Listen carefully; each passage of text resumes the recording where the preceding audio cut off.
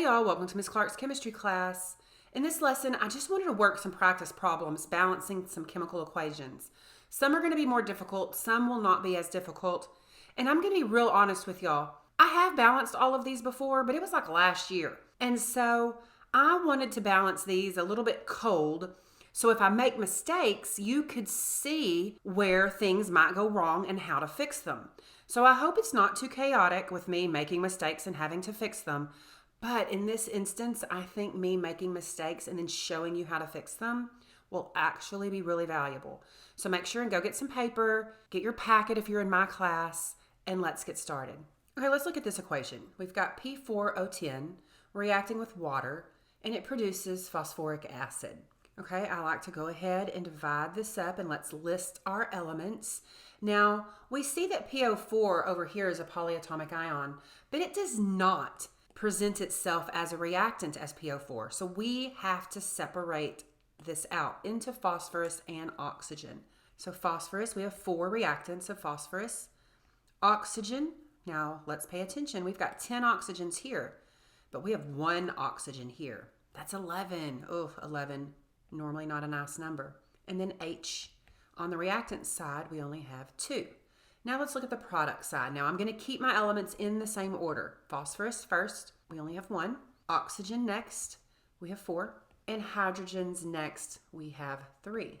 And as soon as I see that, I would choose to either start with the 4 phosphorus or the H. I would leave this alone and hopefully it fixes itself, because 11 and 4, that is not very helpful. I am going to choose to start with phosphorus. Might as well start right up here at the beginning. So if we've got 4 phosphorus in our reactants, I can put a 4 here, and that's going to give me 4 phosphorus here. But that's also going to give me 12 hydrogen, and that's also going to give me 16 oxygen, right? 4 times 4 is 16. We're multiplying. Okay, so I fixed phosphorus. Oxygen's looking a little bit better.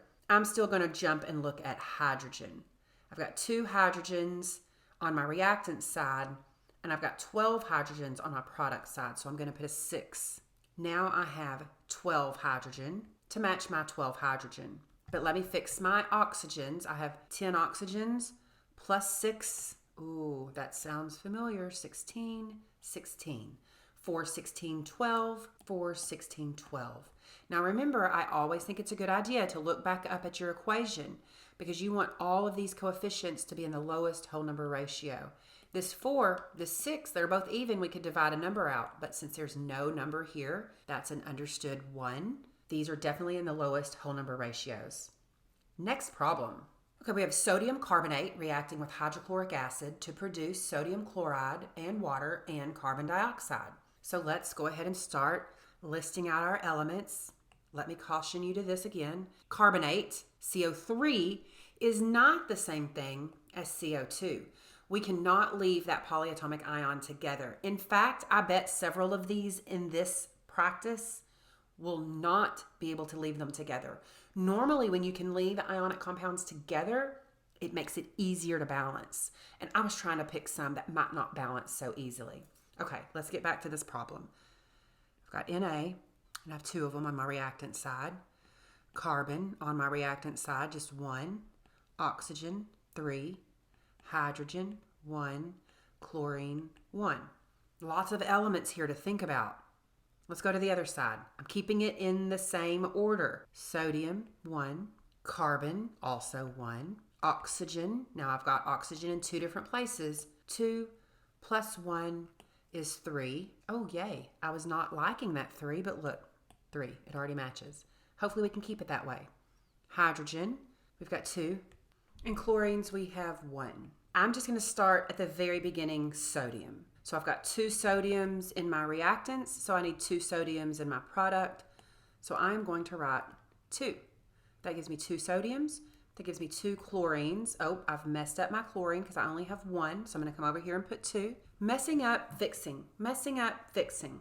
2 chlorines. Oh, but I messed up hydrogen. Let me get 2 hydrogens. Oh, I already have 2 hydrogens. Am I already balanced? Y'all, I thought this one was going to be difficult. 2, 1, 3, 2, 2. 2, 1, 3, 2, 2. These are all in the lowest whole number ratio because I only used 2s and the rest of them are 1s. Y'all, this looks pretty good. Let's do another one. Okay, let's look at this one. We've got calcium phosphate reacting with silicon dioxide, producing tetraphosphorus decoxide and calcium silicate. Okay, let's separate our reactants from our products. Calcium, got 3. Now I'm going to have to separate phosphate because phosphate does not stay together on the other side. But do you see that we have 2 phosphoruses and 8 oxygen right there, but we've got 8 oxygen here, 4 times 2, 8 oxygen plus 2 more. So we have 10 oxygen. And then silicone, we only have 1 of them. Okay, let's go to the other side. I'm going to keep it in the same order. Calcium, 1 of them. Phosphorus, 4. Oxygen. Okay, let's look at oxygen. We've got 10 here. We've got 3 here. So we've got 13 oxygen. And then silicone, we've got 1. Okay, we might as well just start up with calcium because it's uneven. So if I put a 3 here, because we need 3 calciums, that gives me 3 calciums. But that also gives me 3 silicones. That also gives me 3 times 3, 9 plus 10, 19 oxygen. Now, I don't really want to mess with oxygen yet because 19, I do not like that number. So since we've got calcium even, we could look at silicone, we could look at phosphorus. I'm going to go ahead and look at phosphorus, and I don't have a good reason why. 2 phosphorus on this side, we've got 4 on the other side, and the only way to get 4 on this side is to go ahead and put a 2 in front of calcium phosphate. So that gives us 4 phosphorus, but oh dang, we just messed back up our calcium and we just fixed it. That's okay, we'll fix it again. That did not affect our silicones, but it did affect our oxygen. So now we have 8 times 2, 16, 17, 18. We have 18 oxygen. Now, since I messed up the calcium that I just fixed, I'm going to go fix that. So I'm not going to need a 3 here after all. I'm going to need a 6. Okay, so 6 calcium, 6 silicone. 6 times 3 is 18 plus 10. I've got 28 oxygen. Our calcium stayed even this time. Phosphorus stayed even. Now I'm going to skip oxygen because 18, 28, even though, oh, that looks much, much better. I'm going to look at silicone next because I'm hoping that oxygen is going to fix itself when we fix silicone. So we have 6 silicones, 1 silicone. So we're going to need a 6. And then let's see what that did to our oxygen. So now we have 6 times 2, which is 12. And we have 4 times 2 is 8 times 2, which is 16. Ooh, y'all. Oops, I wrote 18, but I meant 16. 8, 28, 28. Yay, it did work itself out. 6 calcium, 4 phosphorus, 28 oxygen, 6 silicone. So see, sometimes you have to go back and fix something that you thought you already fixed, and that is okay. That is just the nature of balancing chemical equations. I've got another problem. Okay, let's look at this one. We've got vanadium 5 oxide reacting with hydrochloric acid yields, y'all, I'm going to be honest with you, I do not know what the name of that compound is, VOCl3, and water. And I'm not going to stress about it either. We're just going to move on. Vanadium, we have 2. Oxygen, we have 5. Hydrogen, we have 1. Chlorine, we have 1. Keeping it in the same order. Vanadium, we have 1. Oxygen, okay, oxygen's in 2 different places. 1 oxygen here, plus 1 oxygen here. 2 oxygens. Hydrogen, we've got 2 of them. And chlorine, we've got 3 of them. Where to start? Might as well just start right up at the beginning with vanadium. Doesn't match up. We have 2 on the reactant side and only 1 on the product side. So I'm going to put a 2 as my coefficient. Remember, coefficients, that's the only thing you can do. You can only add coefficients. That's why it messes things up while it fixes other things. 2 vanadium, 6 chlorine, and then let's count up oxygen. We have 2 plus 1, 3 oxygen. Again, I'm going to skip oxygen right now because 5 and 3, I'm hoping that fixes itself. Let's go to hydrogens, 1 and 2. You know what? I'm going to stop you right there because I just looked ahead and I realized that if I need 2 hydrogens and I put a 2 right here, that's going to give me 2 chlorines. But I have 6 chlorines. So maybe chlorine is a better place to go next. Chlorine. Did you see why I made that choice to change it up? 6, because I want 6 chlorine. Now I have 6 hydrogen. That's an easy fix because I could just put 3 here That gives me 6 hydrogen. Let's count up our oxygens, see what that did to our oxygens here. We have 2 oxygens plus 3 oxygens. That's 5 oxygen. Oh yeah, well that fixed it. 2 vanadium, 5 oxygen, 6 hydrogen, 6 chlorine. And we know that our coefficients are in the lowest whole number ratio because there was a 1 right there. Is this helping? I hope so. Let's do one more. Okay, we've got MgNH4PO4 breaking down to yielding Mg2P2O7 plus NH3 plus water. Okay, let's go ahead and separate the reactants from the products. Now, this one sometimes can offer a challenge. We're starting with one big reactant. That means any number we put here is going to affect every element in the reaction. Sometimes that can pose a problem, so you might have to go back and forth a little bit. Let's list these out. We've got magnesium, 1 of them. Nitrogen, 1 of them. Hydrogen, 4.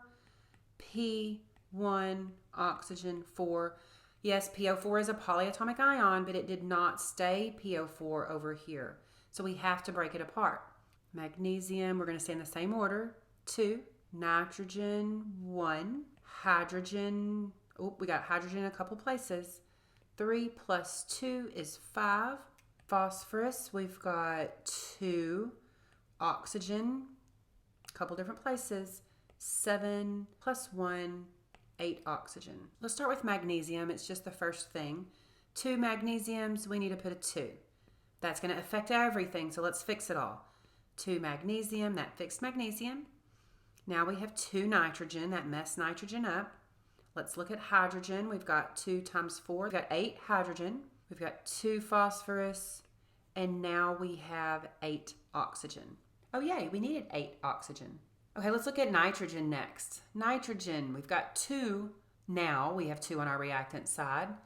So if we put a 2 here, now we have 2 nitrogen. Boo, but that makes up our H's. 2 times 3 is 6, plus 2 is 8.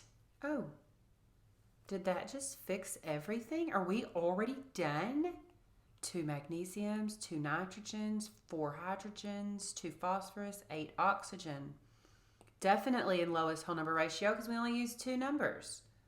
Okay, well, I thought that one was going to be a little bit more difficult. Again, it just goes to show you it's hard to tell by just looking at them. So always just jump in and attempt it. Don't worry with how it looks. Remember, balancing chemical equations is more about guessing and checking than applying like true knowledge. So don't be afraid to jump in there. Don't be afraid to erase. That's part of it.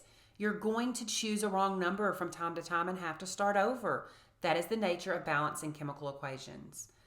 All right, well, I hope that helped at least a little bit.